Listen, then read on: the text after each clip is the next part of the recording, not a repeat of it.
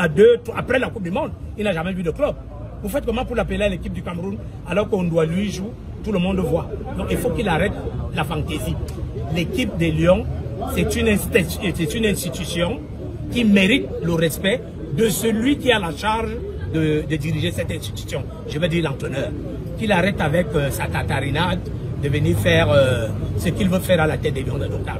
Et monsieur Fabien, l'absence des joueurs locaux, donc le meilleur gardien de la MTN Elite One, Idriss Oumfo, qui cette saison c'est 8 clean sheets à phase aller de la MTN Elite One, il voit son équipe avoir la meilleure défense, l'absence aussi du ballon de John Bosco, qui est au tête d'une très belle saison avec le Coton Sport de Garoua. Qu'est-ce que ça vous fait de savoir que le ballon, la cérémonie du ballon d'or est négligée, je peux dire, par Marcus? C'est autant de choses. Vous savez, si j'ai bien compris, lorsque Marc Brick a été recruté par le ministère, on lui a dit qu'il devait résider au Cameroun. Est-ce qu'il réside au Cameroun? Vous devez donc le dénoncer, vous les médias. Et c'est pas normal.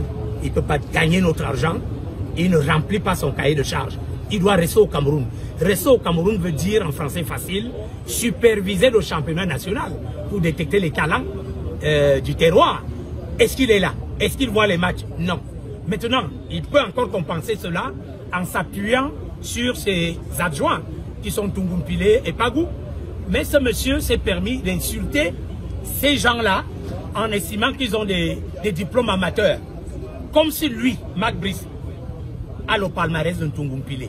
Je vous mets au défi, vous êtes des médias. Regardez le palmarès de Tungumpile, regardez celui de Marc Brice, comparez les deux, vous verrez qui est au-dessus de l'autre. Ce n'est pas parce qu'on amène quelqu'un dans une valise et on ouvre la valise au Cameroun qu'il est permis de tout faire, qu'il est permis de tout dire. Nous sommes un pays de football. Le Cameroun a bâti son histoire sans Marc Brice. Quand il arrive au Cameroun, il doit se faire petit, humble, écouter les gens, parce que nous sommes une grande nation de football.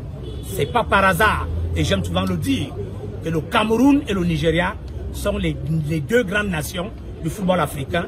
Donc Dieu a béni. Ce n'est pas par hasard que ces deux nations ont gagné les Jeux Olympiques. Vous savez, vous êtes des hommes des médias. Pour gagner les Jeux Olympiques, il faut battre 2 pays sud-américains.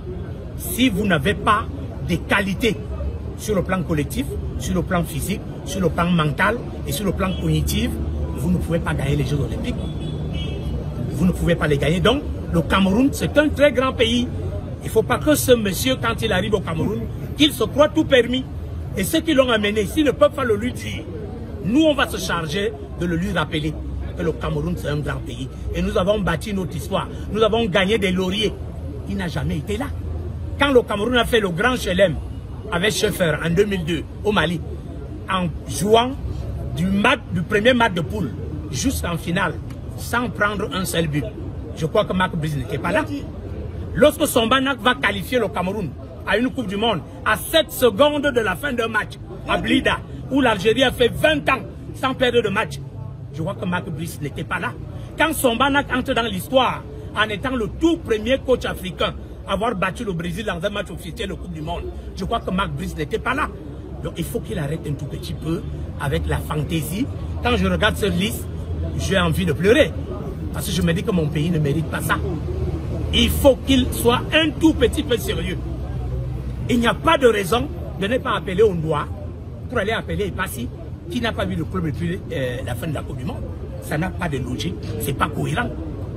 Il n'y a pas de logique d'appeler Ganago, qui a fait 1 an de maladie à Nantes, qui a à peine commencé à rejouer, alors qu'il y a d'autres attaquants camerounais en Europe qui peuvent venir supplier ce qu'il a appelé.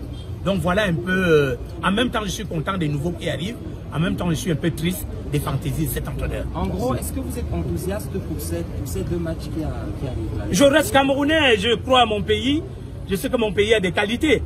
Mais pour que ces qualités arrivent à produire des résultats, il faut que nous soyons cohérents dans la qualité des choix des joueurs. Parce qu'une grande équipe nationale, c'est aussi la qualité de son banc de touche. On ne gagne pas un match forcément parce qu'on a 11 meilleurs. On peut gagner un match parce que les gens sortent du banc de touche pour venir faire la différence. On l'a vu en 90 en Italie.